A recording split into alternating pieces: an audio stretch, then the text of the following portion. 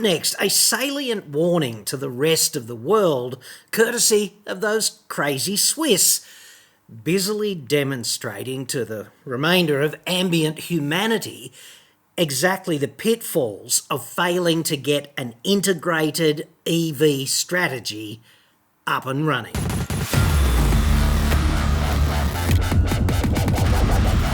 I'm John Cadogan from AutoExpert.com.au, and I get new cars cheaper. Australia only. Website. Card. The crazy Swiss, they're thinking of implementing a ban on the discretionary use of EVs, which doesn't sound very impartial to me. But first, I just want to detain you with a couple of aspects of what Sam Harris would call housekeeping. First up, don't forget about the OLIGHT sale, which winds up tomorrow, which would be Friday the 16th of December at midnight. If you don't have one, they're awesome. I don't recommend products that I don't also own and use, and I've been using this one for months. It's the Warrior Mini 2. It replaced the original Warrior Mini, which I carried also for months, and this one has a series of ongoing altercations in my pocket with my other EDC, my Leatherman. It just spends the whole time doing this, which gives it a unique patina, I suppose, but doesn't appear to influence its functionality at all. So anyway, I love this. It's awesome. You'll get a discount on one if you pick it up between now and midnight on Friday. So there's that. I'll put them back in my pocket directly so that they can continue to argue. The other thing that many of you asked me about following yesterday's video was this chuck, which was lying there hidden in plain sight the whole time. What sort of chuck was it? Is that a Morse taper on the back of it? And all of this kind of thing. So I'd suggest that this is a chuck with an arbor. It's not a Morse taper, it's a parallel type shank arbor. I don't know what it came out of because I just kind of bought it on eBay the other day and I'm going to pull it apart and rebuild it. I did that the other day as well, just with this chuck, which is exactly the same thing, only it was frozen solid, so I had to sort of completely disassemble it and just make it live again. And this is the arbor that came out of it. It is the Morse taper arbor, so it's got what they call a Jacob's taper here on this end, and you just give this a nudge with a soft-faced hammer and it seats itself down in there fairly well for axial loads for drilling, okay? And the other end of it fits up inside a drill press or into the tailstock of a lathe or into a Morse taper kind of receptacle inside a milling machine. And, you know, if it's the wrong size Morse taper, you can get these adaptation type sleeves. This is Morse taper 3, this is Morse taper 2, they fit together like that, you know, and then you can get them apart just by nudging them like this a little bit, so it's all quite cleverly worked out.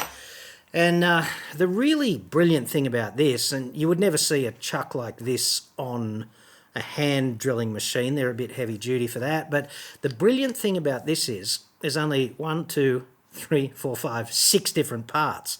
And the thing that most people don't know is they have to break one part in half to assemble it. So if you really are interested in that, I'll do a video where we pull one apart and rebuild it. And that way, if you ever find yourself the proud owner of a 50-year-old drill press with the chuck that is just frozen solid, you'll know how to get it apart. And they are bulletproof, these things. This is a Jacob's chuck, which is number 34, and it opens to, I can't read that from here, 13 or 16 millimetres, something like that. Anyway, big enough for work here in the Fat Cave, and they last forever. And even if they're mistreated and just, you know, abused to buggery, then they still have life left in them. And if, with the correct therapy and the proper medication, they can learn to walk again. So that's kind of amazing. Now, let's talk about the crazy Swiss, shall we? Because this is a bit of a warning for joints like Australia, at least philosophically, although we would never be in this position. According to the newspaper Spiegel.de, Switzerland could be the first country to impose driving bans on EVs in proposed emergency measures aimed at ensuring energy security this winter, which is kind of now, you know, up there. Swiss media are reporting on a draft regulation imposing restrictions and bans on the use of electrical energy. Specifically, the draft says, Quote, "The private use of electric cars is only permitted for absolutely necessary journeys, for example, professional practice, shopping, visiting the doctor, attending religious events, attending court appointments. A stricter speed limit is also planned for highways. Most of the electricity in Switzerland comes from hydropower. However, the country also imports electricity from Germany and France. If there are bottlenecks there, electricity could also become scarce in Switzerland. Energy security in Europe is considered endangered because of the Russian war of aggression against the Ukraine. Many countries are therefore preparing for an energy emergency. The restrictions on EVs are only intended for level 3 restrictions, according to the draft regulations. Before that, other austerity measures would take effect in private households. Washing machines, for example, should then only run at a maximum of 40 degrees C. Leaf blowers, patio heaters, seat heaters in chair lifts may not be operated, and videos from streaming services should only be shown in standard definition resolution." So it doesn't sound like it might be the most fun white Christmas ever in Switzerland, does it now?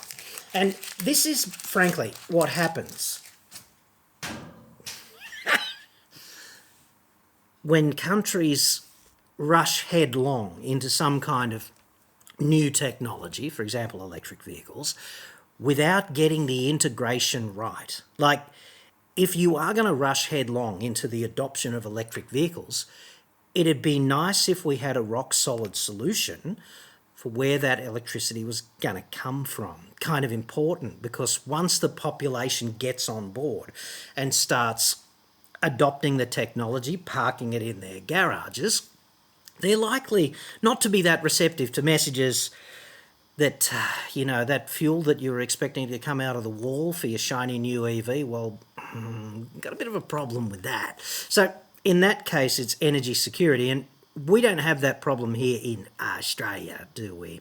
We've got endless coal, so hypothetically we could generate endless electricity for all of the driving that we need to do. But by the same token, the Albanese government, props to them, they're actually passing some legislation, and they did just pass the Treasury Laws Amendment Bill, Electric Car Discount Bill 2022, and they're going to backdate it to July. And effectively, that means that if you use a novated lease to put the driveway in your car, or put your car in the driveway, then if it's an electric car under the luxury car tax threshold, you're going to be able to do that without incurring any fringe benefits tax liability whatsoever.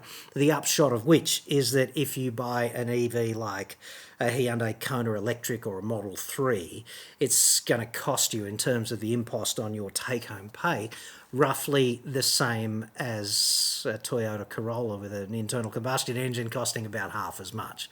So that's a fundamental change that makes it much easier to justify the ownership of an EV under a novated lease, because it's just so much cheaper now.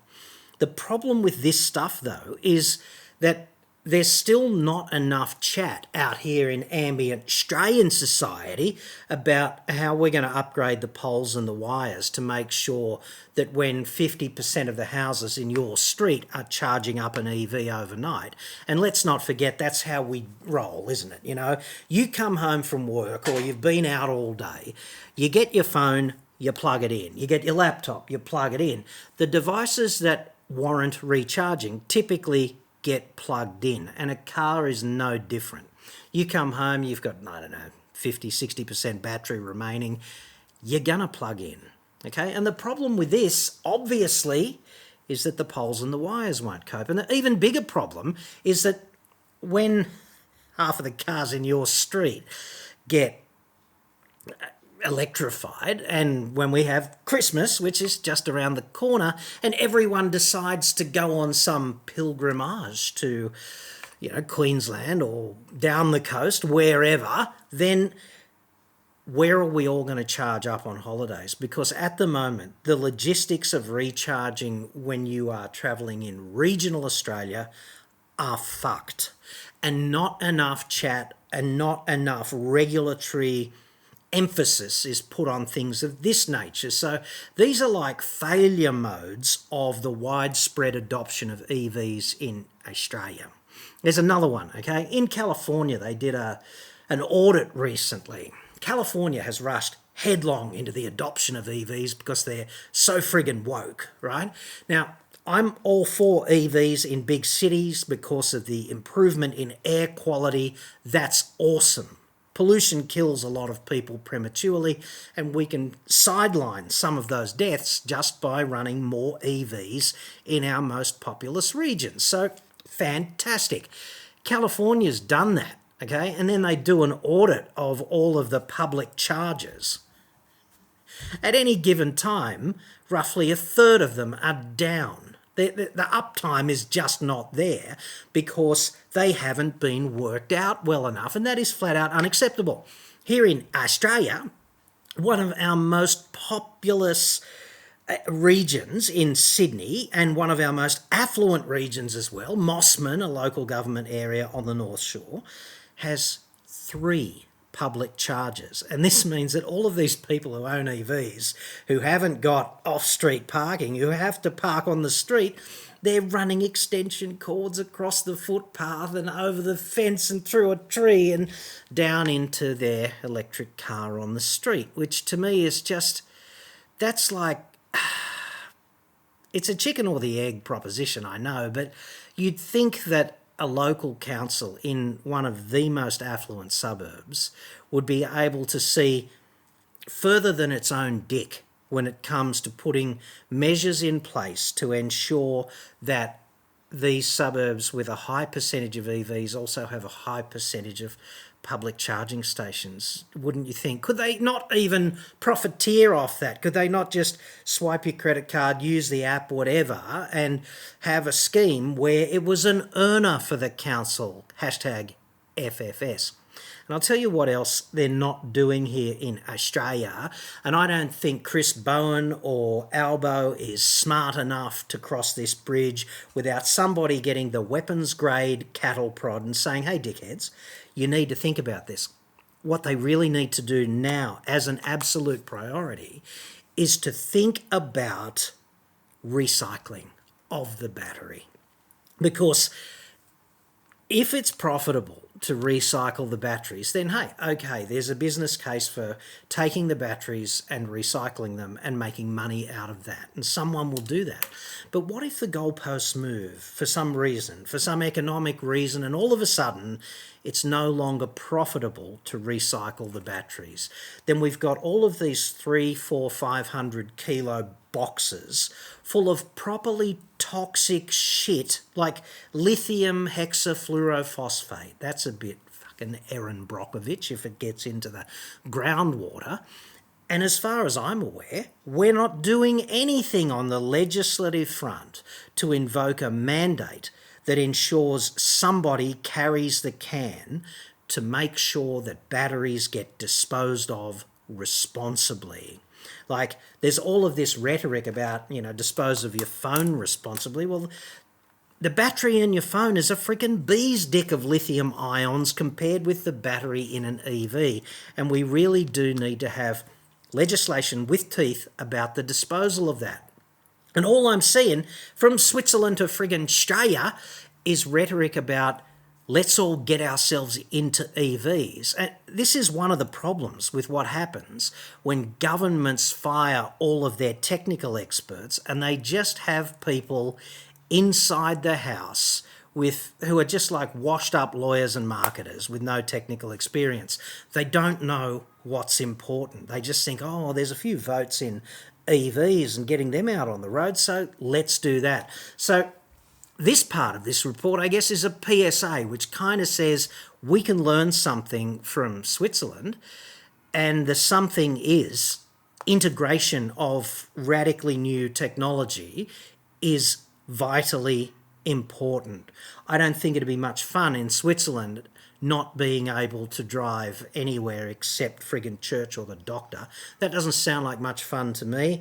And particularly if you just spent the big bucks to embrace the new technology and you saw a door opening on a brighter, cleaner future, and now the shutter's just been pulled down on your fingers rather abruptly and rudely. And exactly the same thing is at risk of occurring here if this new Treasury Laws Amendment Electric Cars Discount Bill kind of rapidly increases the number of electric vehicles on the road and we don't grow other aspects of the integration in proportion to the adoption of these new vehicles.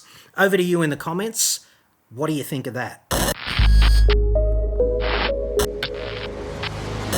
And now this from you, if your name is Dave, and if you commented yesterday on my report where I said that maybe it'd be a really good idea for 9 out of 10 motoring editorial outlets around the world to actually tell people like you, the audience, that they go on junkets to provide reports on new cars to you. I think that'd be positive because it definitely influences what is said, at least in my estimation. And you deserve to know, because this is the second biggest thing statistically that you are likely to buy in your life, right? After you've got a dwelling, you want a car, and that's usually how it rolls for many people on the hierarchy of what is spent. So, Dave said this. I've pasted below some comments I made on the issue of launch perks from a Chasing Cars video. Chasing Cars is an Australian car review website owned by the insurance company Budget Direct. Okay. Ironically, Dave goes on, Chasing Cars is the only Aussie review site that I felt comfortable with, but their response to my suggestion they clearly declare receiving a benefit for launch attendance disturbed me. In particular, the disingenuous response that a plane ticket is nothing like the cash they can spend. So then Dave did paste the alleged response from Chasing Cars, which I have no reason to doubt is genuine. That is, quote, "We attended the Grand Cherokee launch and yet we still made this video. Manufacturers invite us to attend launches because they value our audience.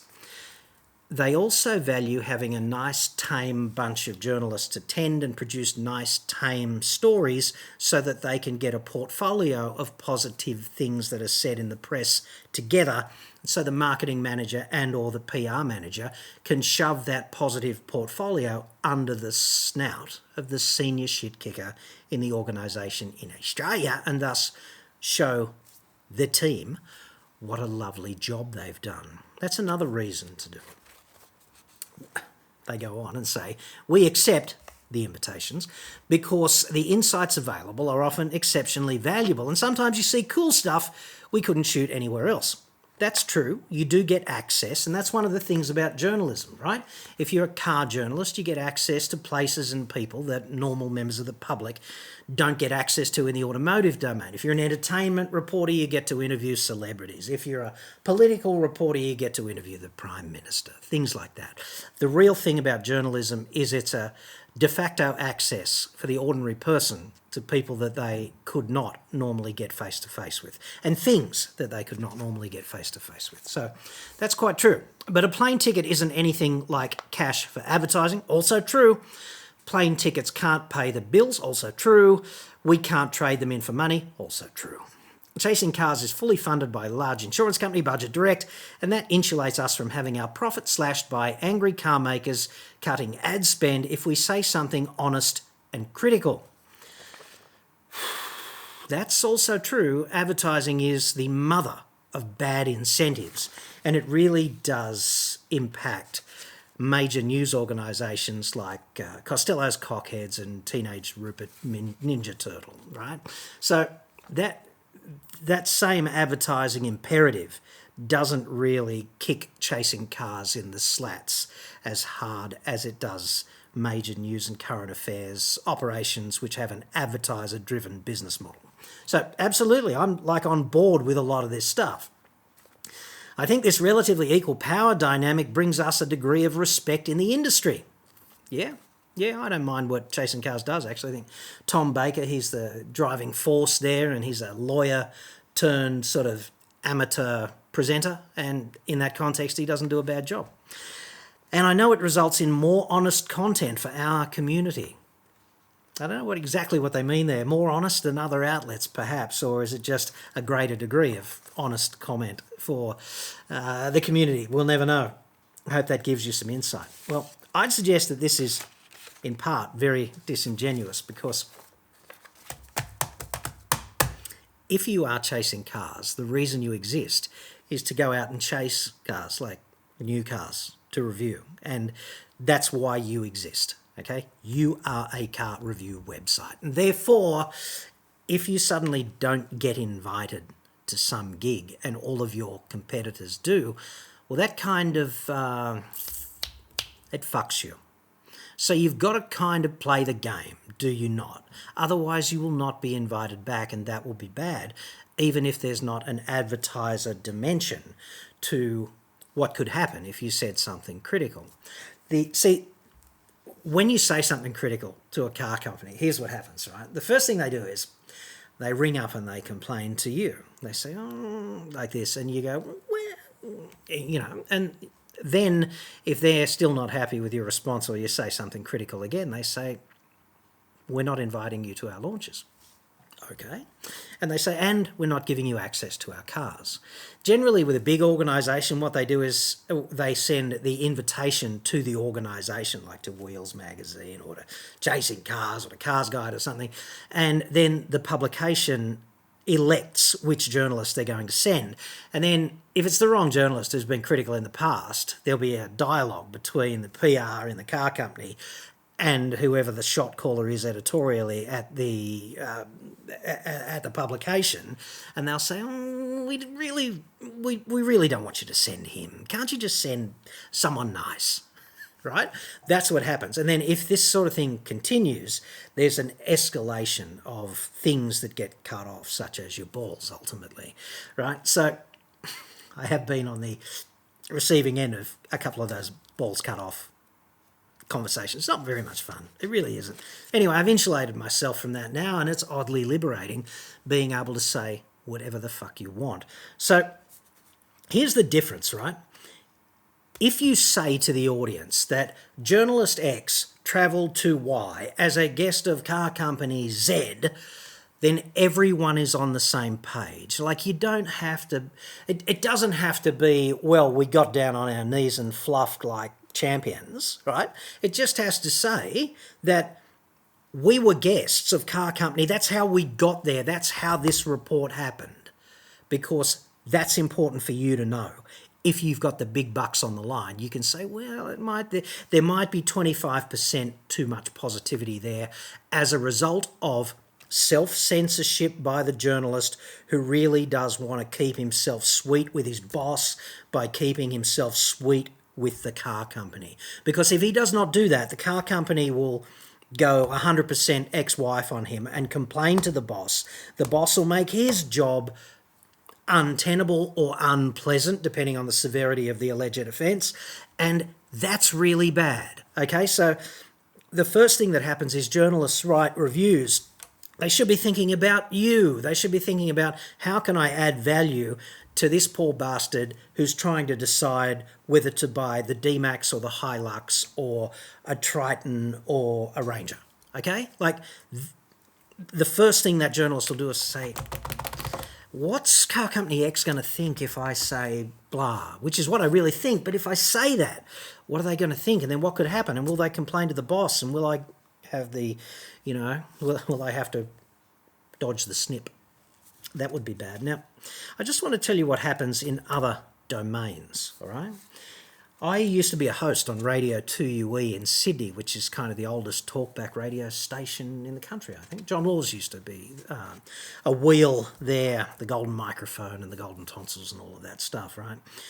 And I used to do this weekend afternoons program on Saturday and Sunday, and right at the end of one of those days, Sunday, I think, we had the political editor for the network come on and do a segment about what to expect in federal politics for the week ahead. His name was Michael Packey, and we were never mates, but he's a respected political journalist, and he knew and knows a lot about what goes on in Canberra, and he gets that kind of access that I talked about earlier. And, you spend some time in the office and you talk to these people and you figure out how shit works.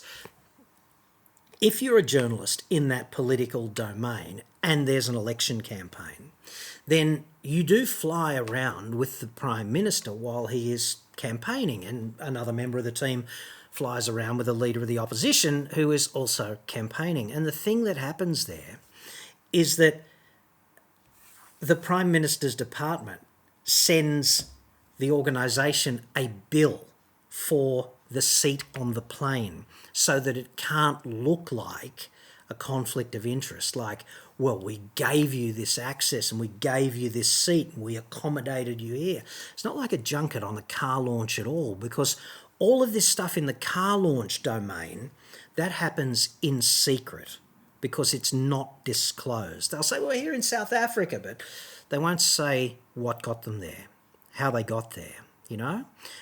And that's absolutely a conflict of interest between trying to keep the car maker happy so that you can come back and remain sweet with them and your boss. And the conflict is between all of that and you, who deserve someone to say in the most unbiased way what they really think. And then you can assess that for yourself. And the fact that there is no disclosure, almost without exception, across the board, with not just in Australia, but across the board, it's just kind of sweet to get on the plane and have that first glass of Veuve Clicquot, and after that, dude, it can all be a blur. And the only problem with that is if you give a shit about the audience and what they really deserve.